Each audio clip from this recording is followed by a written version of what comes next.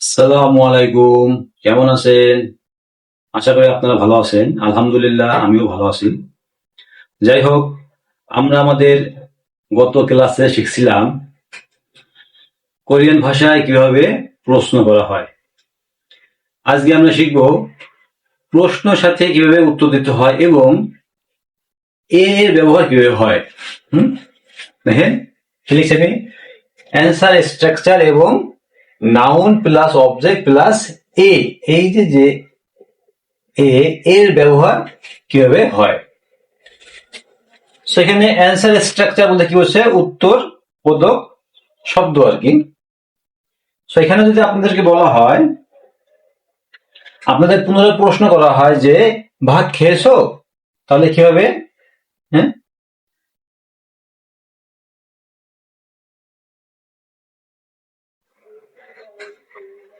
ভাত খেয়েছো।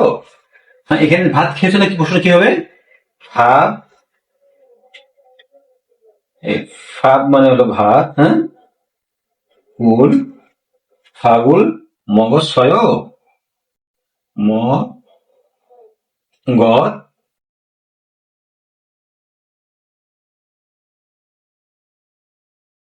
মগজ ছয়,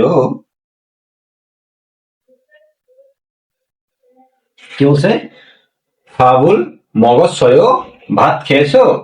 যদি আমাদের সামনে এরকম প্রশ্ন আসে যে ভাত খেয়েছো কিংবা কিংবা তুমি কোথায় যাচ্ছ, কি করতেছো, সেই ক্ষেত্রে যদি এরকম প্রশ্ন আসে ভাত খেয়েছো কি, তো উত্তর আমাদের কি হবে?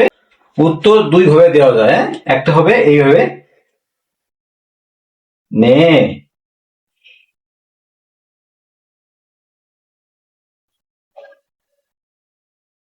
ফাগুল,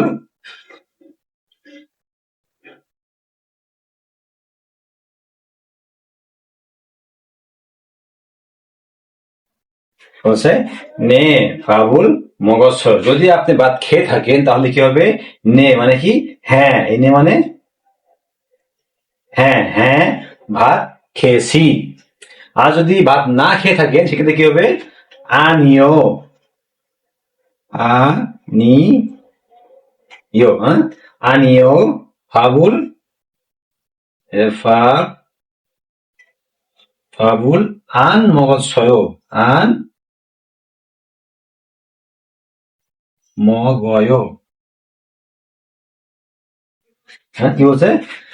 যদি বলা হয় ভাব, ফাবুল, মগয়, তুমি ভাত খেয়েছো, বা মগজ ছয়, তুমি ভাত খেয়েছো, তাহলে কি হবে?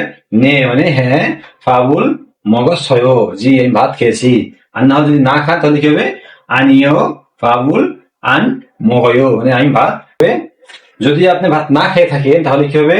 আনিও, না, ফাবুল, আন মগজ ছয়, আমি ভাত খাই নাই। আমরা আবার দেখি, যদি বলা হয় আপনি ভাত খেয়েছেন তাহলে কি হবে? ফাবুল, মগজ ছয়, তুমি কি ভাত খেয়েছো কিংবা আপনি কি ভাত খেয়েছেন, তাহলে কি হবে? যদি ভাত খেয়ে থাকেন, নে, ফাবুল, মগজ ছয়, ভাত খেয়েছি। আর যদি না খান তাহলে আনিও, এই যে আনিও মানে কি? না, হ্যাঁ, আনিও, ফাবুল, আন মগজ ছয়, ভাত খাই নাই। যদি আপনাদের, এটা আপনারা নোট করেন, যদি আপনাদের বলা হয় কোথায় যাচ্ছ, হ্যাঁ, সেই ক্ষেত্রে আপনাদের উত্তর কি হবে দেখেন।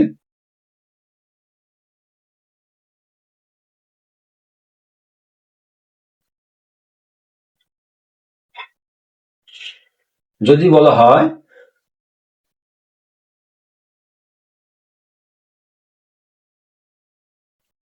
কোথায় যান, হ্যাঁ,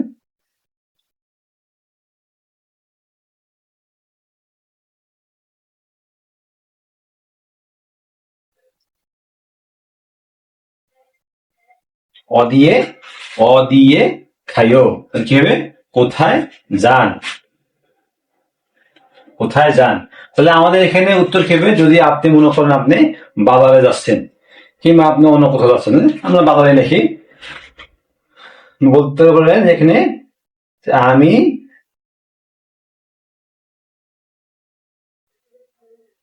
বাজারে যাই, হ্যাঁ, তাহলে কি হবে? জনন,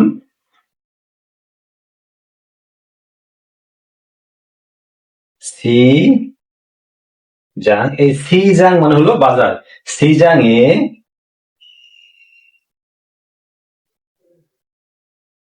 খামনিদা। হ্যাঁ, কি হচ্ছে? জনুন সিজাঙে খামনিদা। এই যে আমরা যে লিখছি না বাজারে, হ্যাঁ বাজারে, এই যে যে জয়কার রে, বাজারে যাই, এখানে সিজাং মানে হলো কি, এই সি জাং মানে হলো বাজার। এখানে বলছে বাজারে যাই, এই যে যে রে আসছে না একার, হ্যাঁ বাজারে, তাহলে এই এই এতে কি বলছে, এতে এই একার বুঝাইছে। হ্যাঁ, তো আমাদের এটা নাউন এবং অবজেক্টের সাথে এটা আমাদের এইভাবে শব্দের শেষে ব্যবহার হবে। বাজারে, ওই যে যে রে একার, হ্যাঁ এই কারটা আমাদের এইভাবে ব্যবহার হইবে।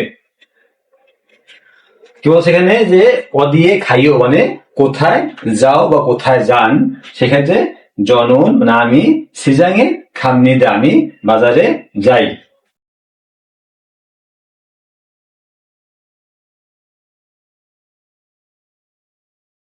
যদি আপনাদেরকে বলা হয় যে গতকালকে কোথায় গিয়েছিলে,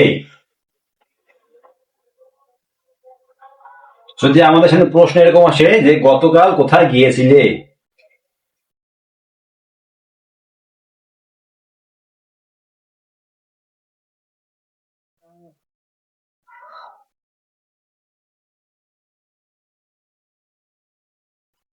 হ্যাঁ কি আসছে, গতকাল মানে কি, অজে মানে গতকাল,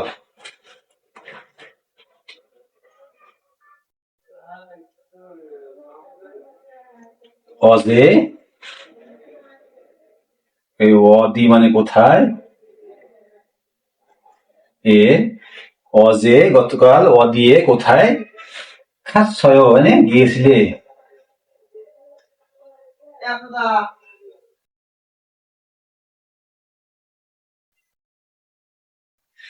কি বলছে, অজে, অজে গতকাল, অদিয়ে খাস ছয় গতকাল, গতকাল কোথায় গিয়েছিলে। যদি এরকম প্রশ্ন আসে তাহলে আপনাদের উত্তর কি হবে, গতকাল আমি বাজারে গেছিলাম, কিংবা গতকাল আমি কোথাও বেড়াতে গেছিলাম, গতকাল আমি নদীর পাড়ে গেছিলাম। আমরা মনে করেন যে লিখি যে আমরা গতকালকে নদীর পাড়ে গিয়েছিলাম, উত্তর কি হবে, জনন অজে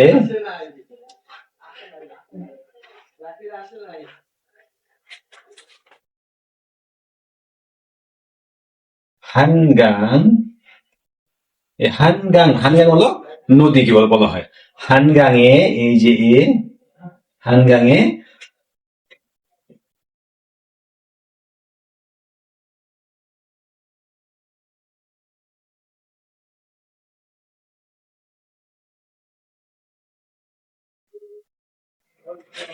কি বলছে, জনন অজে মানে আমি গতকালকে, হানগাঙে খাতছয়, সরি এটা খাতছয়, হ্যাঁ হানগাঙে খাতছয়, মানে হানগাঙে গিয়েছিলাম, গতকাল আমি নদীর পাড়ে গিয়েছিলাম।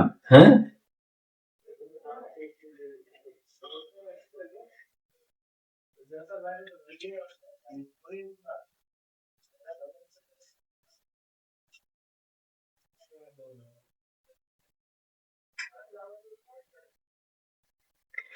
কি বলছে, যদি প্রশ্ন এরকম আসে যে অজে অদিয়ে খাইয়ে খাচ্ছয় মানে গতকালে কোথায় গিয়েছিলে, এটা হলো আমাদের অতীতকালের প্রশ্ন, এবং উত্তর কি হবে, জনুন অজে গতকালকে আমি, আমি গতকালকে যাই হোক, হানগাঙে খাচ্ছয় আমি গতকালকে নদীর পাড়ে গিয়েছিলাম।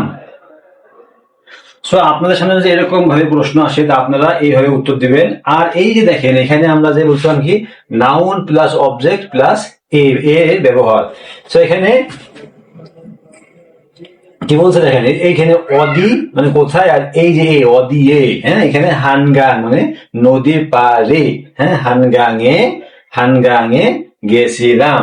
হ্যাঁ, এই সো আমাদের সবসময় মনে রাখতে হবে যে এই এটা সবসময় নাউন এবং অবজেক্টের শেষে, শেষের অংশে এটা বসবে, আর যখন এরকম বসবে আপনারা বলবেন এখানে এ বোঝানো হয়েছে, যে কোথায় গিয়েছিলে বা কি করতেছিলে, হ্যাঁ এই ধরনের যে তে হয়, সেই ক্ষেত্রে আমাদের এই এটাকে ব্যবহার করতে হবে।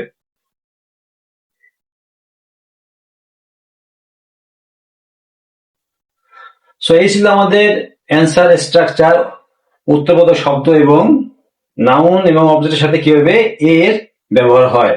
আশা করি আপনারা বুঝতে পারছেন। তারপরও যদি আপনাদের বুঝতে কষ্ট হয় আমাকে কমেন্টে জানাবেন, আমি অতি সত্বর আপনাদের কমেন্টে উত্তর দেওয়ার চেষ্টা করবো। তো আজকের ক্লাস এখানে সমাপ্তি। ভালো থাকবেন। সালামু আলাইকুম।